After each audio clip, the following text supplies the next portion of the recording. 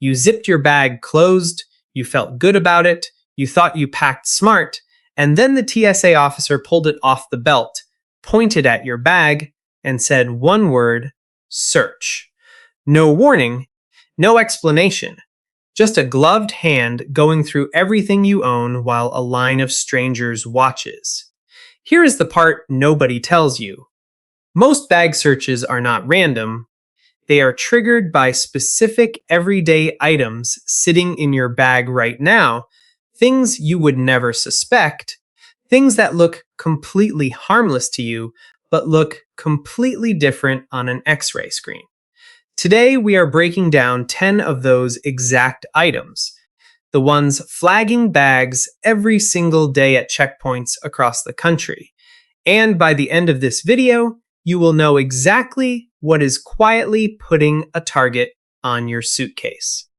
Before we get into the list, if you are someone who flies a few times a year and hates surprises at security, this channel exists for exactly that.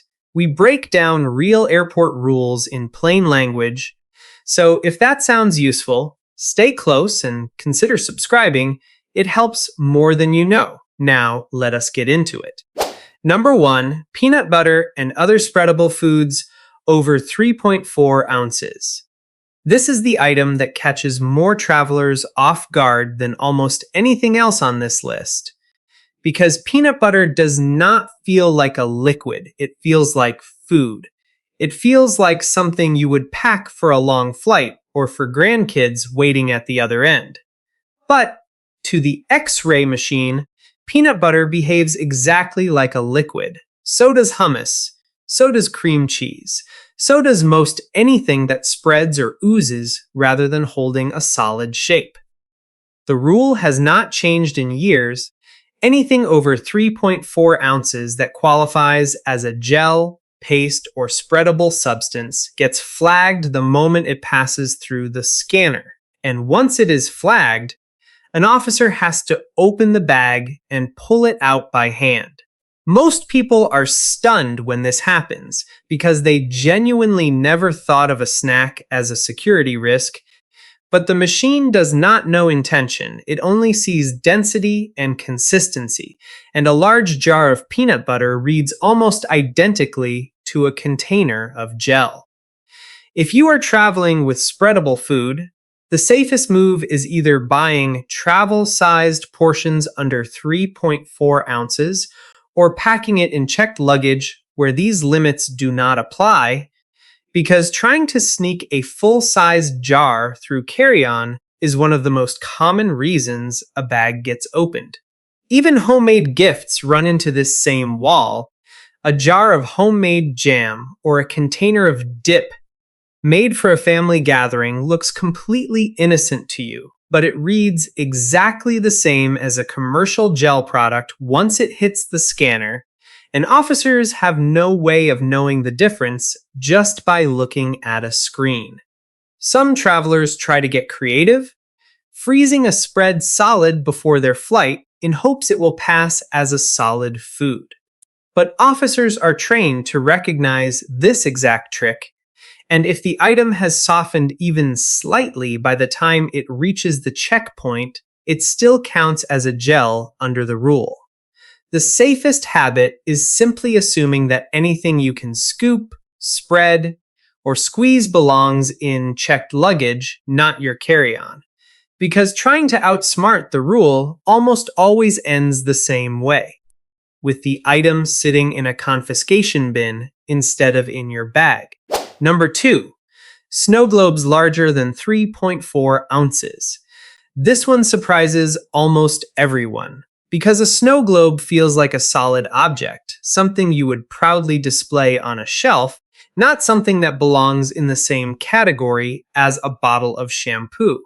But inside, every snow globe is liquid, and TSA treats that liquid exactly the same way they treat any other liquid in your bag, meaning it has to fit within that same size restriction. The tricky part is that most snow globes, especially the decorative ones people buy as souvenirs, are much larger than the allowed limit.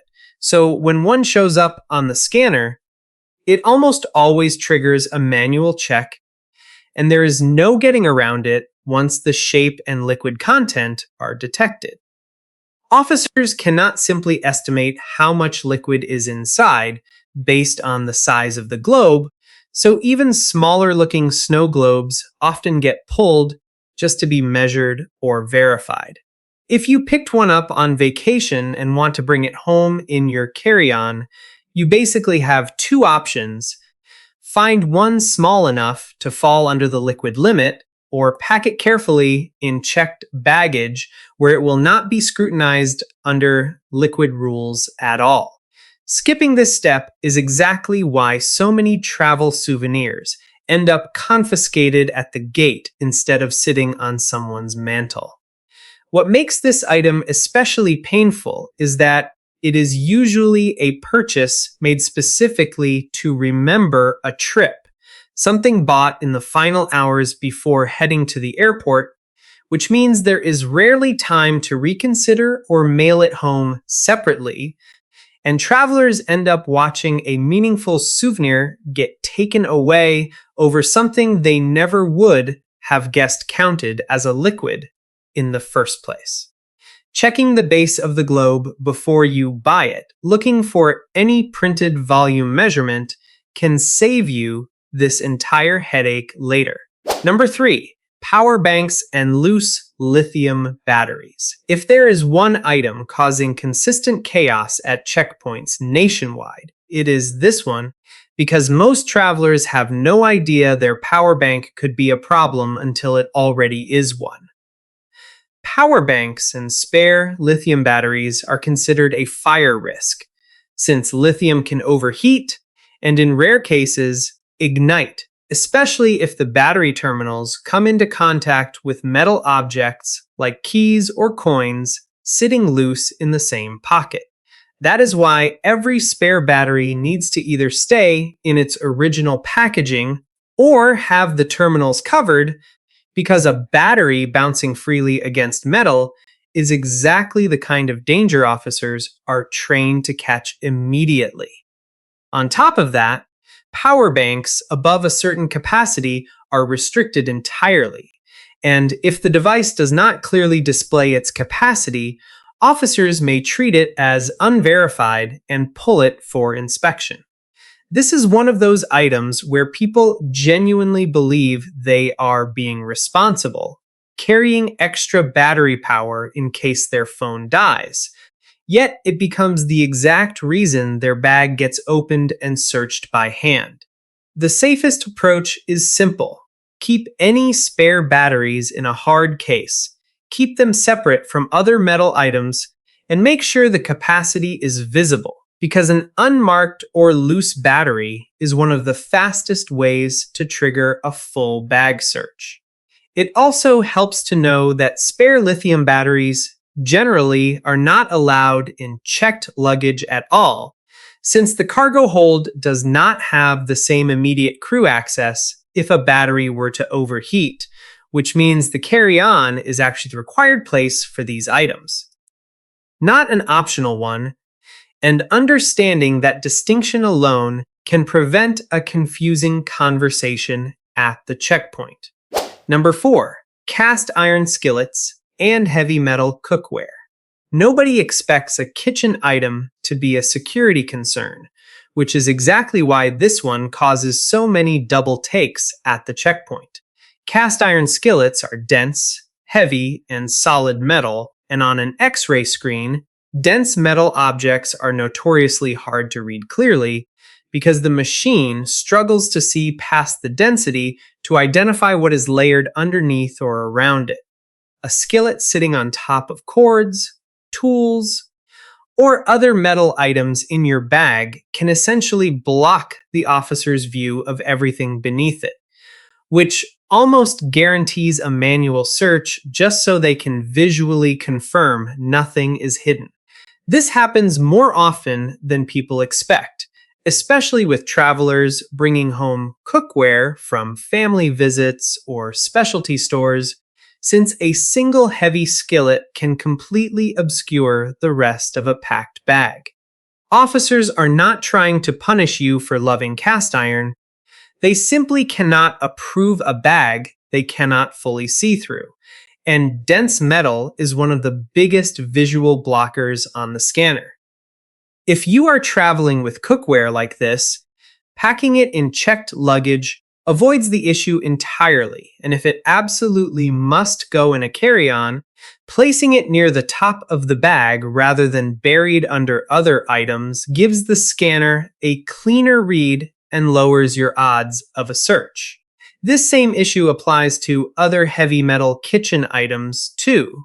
Dutch ovens, metal mixing bowls, and thick metal serving trays all create the same kind of visual blockage, so if your bag has more than one dense metal item, expect an even higher chance of being pulled aside, simply because the combined density makes it nearly impossible for the officer to confirm what is layered beneath it. Number 5. Tangled cords and a bag full of electronics. This is less about any single item and more about how everything is packed together, because a bag full of loose cords, chargers, headphones, and small electronics tangled into one messy pile is one of the hardest things for an officer to read clearly on a screen. When wires overlap and wrap around each other, the outline of each individual object becomes harder to distinguish, and anything that is hard to distinguish gets flagged for a closer look. Simple as that. This means even if every single item in that tangle is completely legal and harmless, the sheer visual clutter is enough to trigger a hand search, just so the officer can confirm nothing suspicious is hiding inside the mess. Frequent travelers with laptops, tablets, chargers, cameras, and various cables are especially prone to this, since electronics naturally pile up during long trips and rarely get organized before packing. The simplest fix is separating your electronics into individual pouches or using cord organizers, so each item has a clean, isolated outline on the scanner rather than blending into one dense, unreadable shape. A well-organized electronics bag moves through security fast, while a tangled one almost guarantees you will be standing off to the side waiting for a manual check. Business travelers carrying laptops, tablets, and multiple charging cables for work trips run into this constantly, since work bags tend to accumulate cords over time without ever getting cleaned out, and a bag that has not been organized in months is far more likely to produce that unreadable, tangled image than a bag that gets sorted before every trip. Number 6. Large bottles of shampoo, lotion, and toiletries. This one seems obvious on the surface. Everyone knows liquids are restricted, yet full-size toiletries remain one of the most common reasons bags get opened, mostly because people forget what is buried in their bag from a previous trip. A full-size bottle of shampoo, lotion, or body wash left in a toiletry bag from months ago is an easy thing to overlook, especially when it is tucked beneath clothes or other items. And once that bottle shows up on the scanner, it does not matter whether you meant to pack it, it still gets pulled and confiscated. What makes this category especially frustrating is that people often assume a bottle that is mostly empty does not count. But officers go by the size of the container, not how much liquid remains inside it, so even a nearly empty full-sized bottle still violates the rule. Duty-free purchases add another layer of confusion here too, since travelers assume sealed duty-free liquids are automatic safe, when in reality they only remain safe if you do not pass through another security checkpoint before your final destination. The safest habit is checking your toiletry bag before every single trip, not assuming last month's packing job is still compliant, because forgotten bottles are one of the most preventable reasons a bag ends up searched. Travel-sized refillable bottles solve this problem permanently since a small labeled bottle you control the size of removes any guesswork. And once you build the habit of transferring products into these containers before every trip, this entire category stops being a source of stress at the checkpoint. Number 7. Large containers of powder over 12 ounces. Powders are one of the more recently emphasized categories, and many travelers are still catching up to how seriously they are treated now. Anything powdery over roughly 12 ounces, whether it is protein powder, baby formula backup supplies, certain cosmetic powders, or bulk seasoning, can trigger additional screening because powder is notoriously difficult for scanners to analyze the same way they analyze solid objects or liquids. Unlike a liquid, powder can be compacted, hidden, or layered in ways that make the internal contents genuinely unclear on an X-ray image, so officers frequently pull large powder containers for secondary testing just to confirm what is actually inside. This has caught fitness-focused travelers by surprise more than once, since a large tub of protein powder is a completely normal thing to bring on a trip, yet it is exactly the kind of container that gets isolated and tested separately from the rest of your bag. If you are traveling with a large quantity of any powdery substance, transferring a smaller amount into a clear labeled container before your trip, or simply purchasing what you need after arrival, avoids this entire situation altogether. It is not that powder is banned, it is that large, unidentified containers of it almost always draw a closer look. Travelers carrying medically necessary powders, like certain infant formulas or supplements tied to a health condition, are still allowed to bring larger amounts, but should be ready to explain what the substance is and why they need that quantity, since a calm, clear explanation moves the process along far faster than simply waiting silently while an officer runs additional tests. Number 8. Candles and large wax blocks. Candles feel like the most harmless item imaginable, a gift, a souvenir, something cozy for the house. Yet dense wax presents the same fundamental problem as dense metal or dense powder. It is simply hard to see through clearly on a scanner.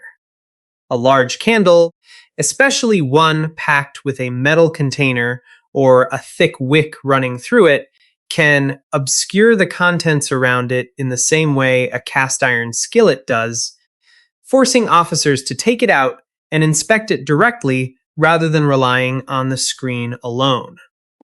Scented candles complicate things further since the wax itself can sometimes register unusually depending on the additives used to create the fragrance, which adds another layer of uncertainty for the officer reviewing the image. This is especially common around the holidays, when travelers are packing gift candles by the handful, not realizing that several dense wax items bunched together in one bag creates exactly the kind of unclear image that leads to a full manual search. If candles are a regular part of your travel gifts, spacing them out inside your bag rather than clustering them together, or simply placing them in checked luggage, keeps your carry-on moving smoothly through the line. Novelty candles shaped like everyday objects add yet another layer of complication, since an unusual shape combined with dense wax can genuinely confuse the image on screen, making it even more likely that an officer will want to see the item in person rather than rely on the scan alone. Number 9. Large blocks of cheese, chocolate, and dense foods. Dense solid foods might be the most unexpected category on this entire list because cheese and chocolate feel about as far from a security concern as anything could be, yet their density is precisely the issue. A large block of cheese or a substantial bar of chocolate reads on a scanner in a way that can resemble other dense organic materials. And when the machine cannot immediately confirm what it is looking at, it defaults to caution, meaning your bag gets pulled aside for a closer look. This is especially common with travelers bringing specialty foods home as gifts, imported cheese, artisanal chocolate, or dense baked goods purchased specifically because they are hard to find elsewhere, which means the very foods people are most excited to bring home are often the ones causing the most delay. It is worth noting this is rarely about the food being banned outright. It is almost always about verification. The officer simply needs to confirm the dense shape on the screen is exactly what it appears to be, and nothing more. If you are bringing home dense specialty foods, keeping them in their original packaging with visible labeling can speed up this verification process considerably, since an officer can visually confirm the contents faster when the packaging itself provides context. Vacuum-sealed items make this even easier, since the tight, uniform shape gives the scanner a cleaner outline to work with compared to an oddly wrapped block. So if you know you will be bringing home dense food items, asking the shop to vacuum seal them before you travel can quietly save you a delay later. Number 10. Camera gear packed in one dense case. This last item is a favorite among photographers and hobbyists, yet it is also one of the most reliably flagged categories at any checkpoint. A padded camera case packed tightly with a camera body, multiple lenses, batteries, memory cards, and cables creates an incredibly dense cluster of overlapping shapes, and dense clusters are exactly what scanners struggle with most. Camera lenses, in particular, have a cylindrical shape that can visually resemble other restricted items when layered closely together, and combined with batteries and cords packed into the same tight space, the entire case often reads as one confusing blur rather than several distinct, identifiable objects.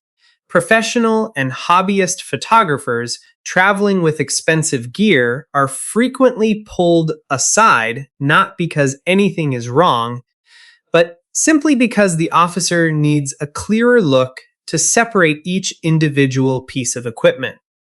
The fix here is surprisingly simple. Spreading your gear across a slightly larger case, or separating lenses from the camera body and batteries into different compartments gives the scanner distinct outlines to work with instead of one dense mass. A well-organized camera bag moves through security far faster than a tightly packed one, even when both bags contain the exact same equipment. This matters even more for travelers heading to a big trip with brand new gear, since a freshly purchased lens, still in its tight foam packaging, can look almost sealed shut on a scan, and officers understandably want to physically confirm what is inside a case that dense before letting it pass without a second look. That is 10 items quietly triggering searches every single day. And the truth is, none of these are illegal. None of them make you a suspect. They are simply items that confuse a scanner. And confusion always leads to a closer look. If this video saved you from a stressful moment at your next checkpoint, do us a favor and hit subscribe, because we put out real, practical airport guidance like this regularly. And if you found even one item on this list surprising, drop it in the comments. It helps us know exactly what to cover next. Pack smart, travel light, and remember, most of these items are not about breaking a rule. They are about a machine needing a clearer picture. And once you understand what that machine is actually looking for, the whole process of getting through security stops feeling random and starts feeling predictable. And predictable is exactly what you want on travel day, so give yourself that extra 10 minutes to repack smart before you leave the house. And we will see you in the next one.